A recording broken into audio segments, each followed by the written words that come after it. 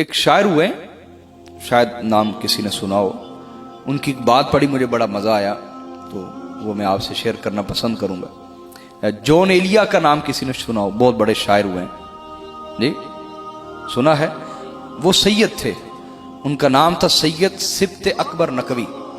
تھوڑی سی پٹری سے اتر گئے تھے یہ مولویوں کی نفرت کی وجہ سے نا, یعنی یہ جو طبقہ ہے نا یہ ہم سے بڑی شدید نفرت کرتا ہے, ہمارا نام لے لے کے پیسے بھی کماتا ہے اور ہم سے بڑی شدید نفرت کرتا ہے. سیدوں سے, آل رسول سے, آل رسول سے بڑی شدید نفرت کرتے ہیں یہ گروہ.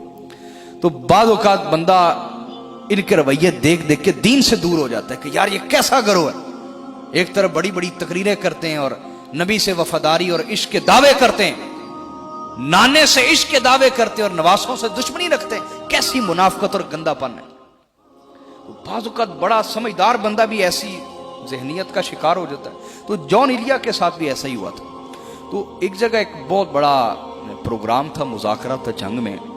تو ایک بہت بڑا شخص جو خود کو کہتا ہے اسلام کا ٹھیکیدار, کہ میں اسلام کا ٹھیکیدار ہوں, تو اس کو انہوں نے مذہب پہ تقریر کرنے کے لیے بلایا ہوا تھا اور جون ایلیا کو ادب پہ, لٹریچر پہ تقریر کرنے کے لیے بلایا ہوا تھا. وہ دونوں بیٹھے تو دونوں کی انبن ہو گئی. وہ ٹھیکیدار صاحب اسلام کے اور یہ سید صاحب سبت اکبر نقوی ان کا نام تھا, جون ایلیا کا. آخری عمر کچھ آگے تھے, ہدایت کے اوپر آگے تھے.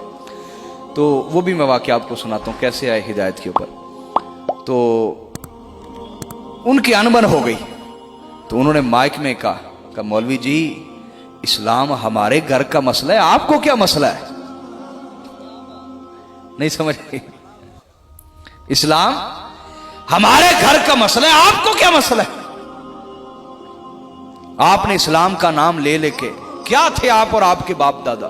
آج لینڈ کروزریں رکھ لی آپ نے اور 15-15 20-20 گاڑیاں آپ کے ساتھ. یہ تنخواہیں, یہ گاڑیاں, یہ کوٹھیاں, بنگلے کس طرح ملے؟ ہمارے نانا کا نام استعمال کیا اور ہم سے نفرت کرتے ہیں. ایسے بدبخت لوگ ہیں آپ. کیوں بھائی؟ میری بات سمجھنے کی کوشش کریں نا. او بھائی آپ کا کوئی نوکر ہو, آپ کبھی خوش ہو کے اسے نواز دیں, اور وہ تھوڑا سا تگڑا کیا ہو آپ کی اولاد کا ہی دشمن بن جائے, آپ کے کیا خیال ہوں گے اس کے بارے؟ جو کوئی یہاں بندہ بیٹھا میرے بارے سوچ رہا ہے کہ میں تھوڑا سا گرم بول رہا ہوں, غصے میں بول رہا ہوں, جو میرے بارے سوچ رہا ہے ذرا یہ رویہ اپنے ساتھ تو کر کے دیکھے نا, پھر اسے پتا چلے گا کہ میں تو بڑا تحمل سے بات کر رہا ہوں, میں تو بڑے مہذب انداز سے بات کر رہا ہوں, میں تو گالی گلوچ نہیں دیتا. یہ ہمارا طریقہ نہیں. علی والوں کو کل بھی گالیاں دیتے تھے بنو امیہ اور یزید کے خاندان والے, علی والوں کو آج بھی دیتے ہیں. ہم تو تب بھی گالیاں سہتے تھے, ہم بھی آج بھی گالیاں سہتے ہیں, اور بدلے میں نہ تب کبھی گالی دی تھی نا اب کبھی گالی دی. یہ ہمارا طریقہ نہیں ہے.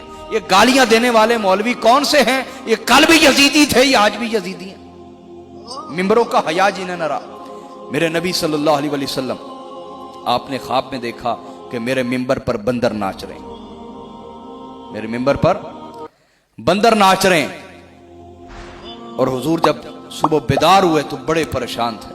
کسی نے کہا حضور اتنا غمگین اور دکھی آپ کو کبھی نہیں دیکھا, کیا ہوا؟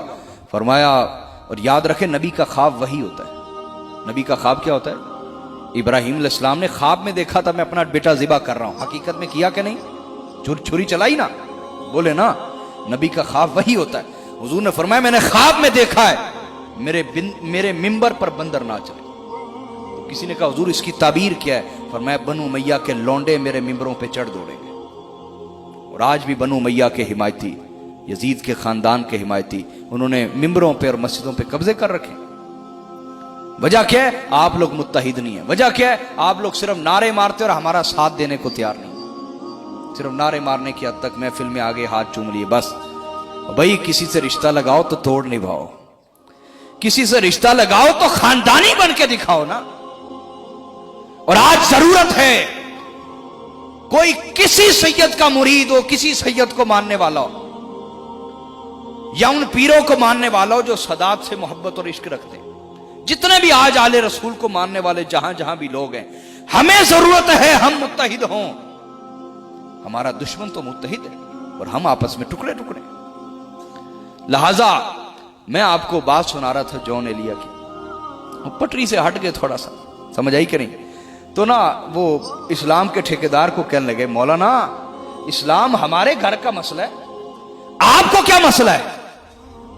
कहा देखो गौर करो, पुराने दौर में जो खवातीन होती थी वो अपने दुपट्टे के साथ, अगर कोई दिरम दिनार होता ना अपने दुपट्टे के साथ, या पैसा मिल जाता सिक्का दुपट्टे के साथ, उसमें ना गिरा लगा देती थी, करती थी ना ऐसा। तो जॉन एलिया ने कहा कि तुम अगर उस दौर में होते मेरे साथ और मैं जाता घर में सैयदा फातिमा ज़हरा या हजरत आयशा सिद्दीका बैठी होती और मैं दुपट्टे की गिरा खोलता और उधर से दिरम निकाल लेता और खा पी जाता, मुझे को पूछने वाला था? कहा जी नहीं। कहा जी पता भी चल जाता, थोड़ा बहुत जूते पड़ने थे मुझे, और क्या होना था ज्यादा से ज्यादा, लेकिन तुम जैसे तो उस घर में दाखिल भी नहीं हो सकते थे। अभी भी तुम फर्क नहीं समझे हम में और तुम में? किस तरह बात करते हो तुम लोग हमसे? तमीज और हया उठ गई। उससे झगड़ पड़े ना उस मौलवी से, तो उस मौलवी के मानने वाले बहुत सारे लोग हैं। तो एक शायरा औरत हैं, तो वो बहुत नेक खतून थी और बहुत मालदार भी थी।